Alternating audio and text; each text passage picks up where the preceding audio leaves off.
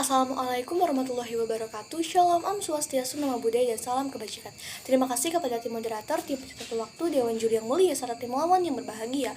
Saya sebagai pembicara pertama dari tim kontra menegaskan secara eksklusif kedudukan tim kami, bahwasannya tim kami tetap tidak menyetujui mosi perdebatan kita pada kali ini dengan mosi Dewan ini meyakini bahwa anorganik bagus untuk pertanian. Namun sebelum memasuki argumentasi yang akan saya sampaikan, izinkanlah saya untuk menyanggah beberapa poin penting yang telah dikatakan oleh pembicara pertama dari tim pro. Pembicara pertama dari tim pro mengatakan bahwa pupuk anorganik ini merupakan pupuk yang tidak mahal. Namun dilansir dari inews.com bahwa pupuk anorganik ini merupakan salah satu jenis pupuk yang terbilang sangat mahal.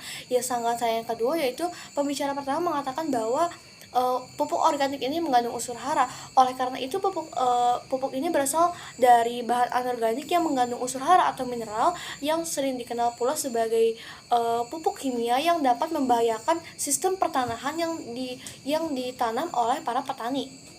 Memasuki argumentasi yang akan disampaikan, pupuk organik ini memang berasal dari pupuk yang mengandung unsur hara atau mineral tertentu yang sering kita sebut dengan pupuk bahan kimia. Contohnya ialah pupuk urea yang mengandung unsur nitrogen. Nah, pupuk ini bertujuan sebagai untuk menyuburkan dan mempercepat pertumbuhan tanaman. Dan saat ini banyak sekali beredar di mana-mana berbagai bentuk dari pupuk anorganik ini, mulai dari pupuk granular, pupuk tepung, dan pupuk cair. Salah satu jenisnya ialah yang sering kita gunakan atau yang sering kita sebut dengan pupuk kimia. Akan tetapi di sisi lain, pupuk anorganik ini memiliki kelemahan, yaitu yang pertama harganya mahal, yang kedua yaitu anorganik ini tidak dapat menyelesaikan masalah kekurangan fisik dan biologi tanah, yang ketiga yaitu serta penumpukan yang menyebabkan pencemaran lingkungan, dan lebih jelasnya akan dibicarakan oleh pembicara kedua dari tim kami. Memang kebanyakan ini petani lebih memilih menggunakan pupuk anorganik dibanding pupuk organik, karena pupuk anorganik ini dalam penggunaannya yaitu memiliki kandungan unsur hara atau unsur makro NPK yang dibutuhkan tanaman dalam jumlah besar. Akan tetapi isi kandungan yang di dalam pupuk organik ini atau kimia ini memiliki unsur yang sangat berbahaya bagi pertumbuhan tanah tersebut. Contohnya saja ialah pupuk urea. Pupuk urea ini dibuat dengan cara pencampuran gas anomia dan asam garam dengan kandungan sebanyak 46% nitrogen. Artinya setiap 100 kg pupuk urea ini mengandung 46 kg nitrogen. Pupuk ini berbentuk kristal, di mana umumnya berwarna putih dan merah muda. Yang lebih jelasnya yaitu jenis pupuk ini sebagai jenis pupuk subsidi. Urea ini juga bersifat higrokopis, yang artinya mudah larut dalam air dan mudah diserap dalam tanaman. Di sini saya sebagai pembicara kedua memasuki argumentasi yang akan saya sampaikan, yaitu dampak dari penggunaan pupuk anorganik ini bisa menjadikan kesuburan tanah mulai terasa yang dirasakan oleh banyak para petani. Masalahnya saat ini ialah banyak petani yang sudah ketergantungan pada pupuk anorganik dibanding pupuk yang lainnya, sehingga kadar sterilisasi tanahnya itu tidak seimbang. Bahkan menurut data yang saya bawakan di sini ialah dari Pertanian Badan Pusat Statistik atau BPS pada 2013, petani yang menggunakan pupuk anorganik mencapai 86,41%, sementara penggunaan pupuk yang berimbang antara pupuk organik dan pupuk anorganik sebanyak 13,5%, sedangkan yang menggunakan pupuk organik sebanyak 0,07%. Hal ini dapat menunjukkan bahwa petani di Indonesia lebih banyak menggunakan pupuk anorganik dibanding pupuk organik.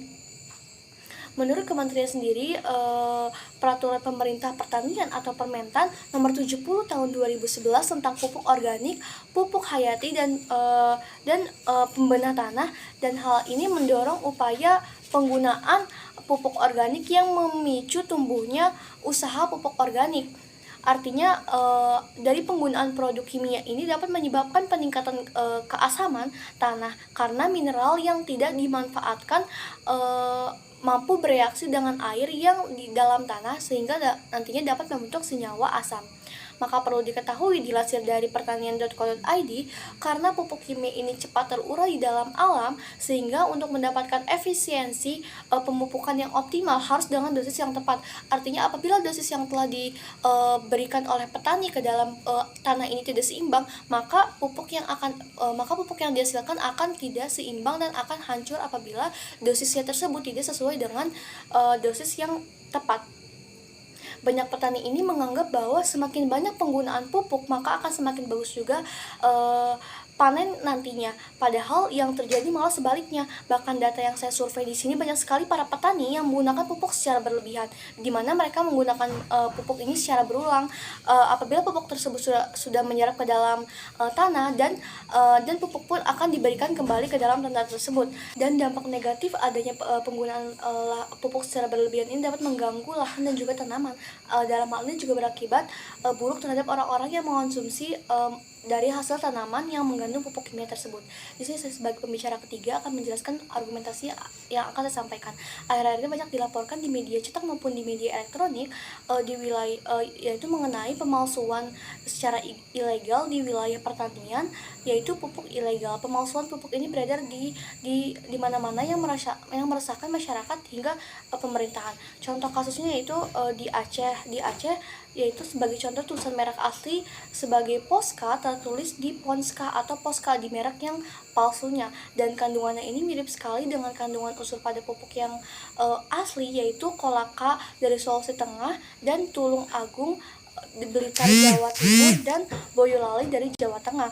Berbagai cara dan upaya yang menyebabkan konten yang diproduksi ini tidak sesuai, walaupun pada akhirnya tetap menggunakan pupuk anorganik ataupun pupuk organik ini harus setara dan seimbang, sehingga tim saya membawakan solusi, yaitu menggunakan pupuk organik dan anorganik. Lebih baik menggunakan pupuk organik dibanding anorganik karena cara penggunaannya itu lebih baik dibandingkan pupuk anorganik. Tetapi cara penggunaannya itu harus setara antara pupuk organik dan anorganik, sehingga sesuai dalam peraturan pemerintah yang telah menetapkan bahwa harus ada keseimbangan antara pupuk organik dan organik, sehingga solusinya yaitu adanya keseimbangan antara pupuk organik dan pupuk organik. Sehingga saya sebagai pembicara ketiga dari tim Pro menegaskan bahwasanya tim kami tetap menyetujui mosi pada kita pada kali ini. Sekian, terima kasih.